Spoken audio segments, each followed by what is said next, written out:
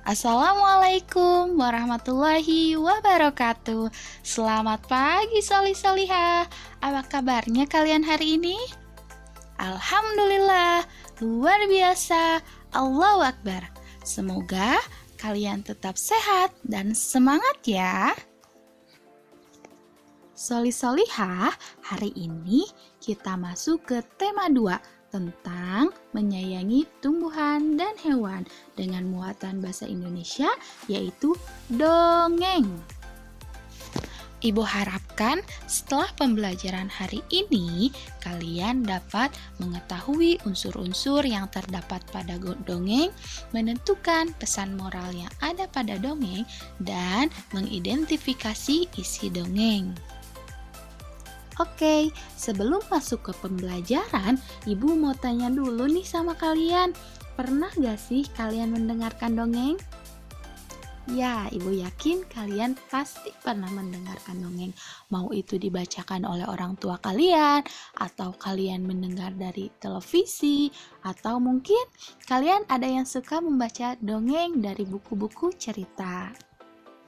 Nah, karena kalian sudah sering mendengarkan dongeng, kalau begitu apa ya dongeng itu? Oke, Ibu kasih tahu nih, dongeng adalah cerita yang tidak benar-benar terjadi atau disebut juga dengan cerita hayalan.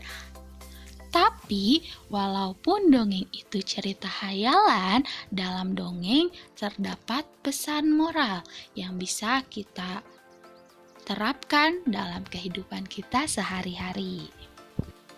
Oke, setelah kalian tahu arti dari dongeng, sekarang kita masuk ke struktur dongeng. Nah, struktur dongeng itu ada 3. Yang pertama, pendahuluan. Pendahuluan ini adalah kalimat pembuka dalam suatu dongeng.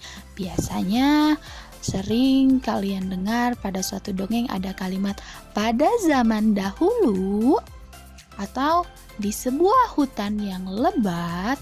Nah, itu contoh pendahuluan atau kalimat pembuka pada dongeng. Selanjutnya, yang kedua yaitu peristiwa atau isi.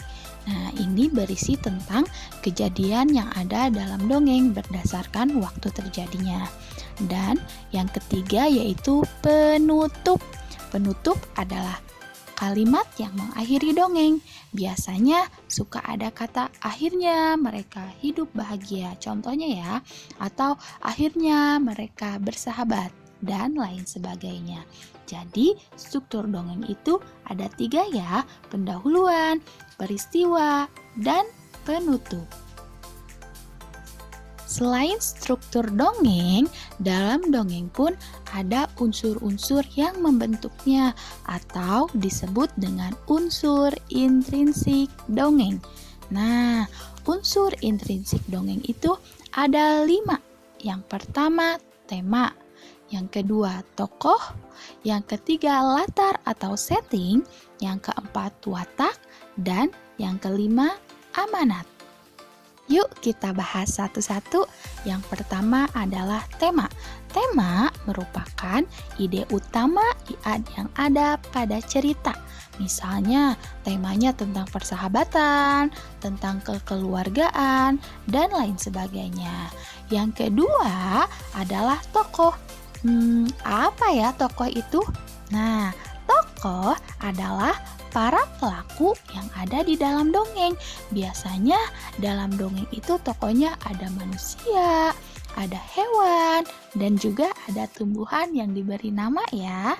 Oke, lalu yang ketiga yaitu latar atau setting. Latar atau setting ini merupakan keterangan tempat, keterangan waktu, dan suasana yang terjadi di dalam cerita dongeng tersebut. Nah, yang keempat yaitu watak. Watak adalah karakter dari tokoh yang ada di dalam cerita.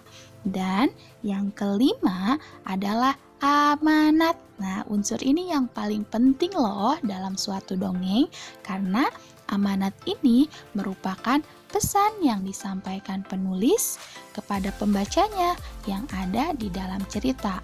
Pesan ini bisa kita jadikan pelajaran dalam kehidupan kita. Nah, itu dia soli-soliha unsur-unsur intrinsik yang ada di dalam dongeng.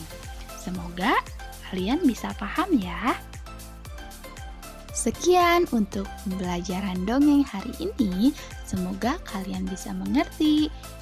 Sampai jumpa lagi soli-soliha. Wassalamualaikum warahmatullahi wabarakatuh.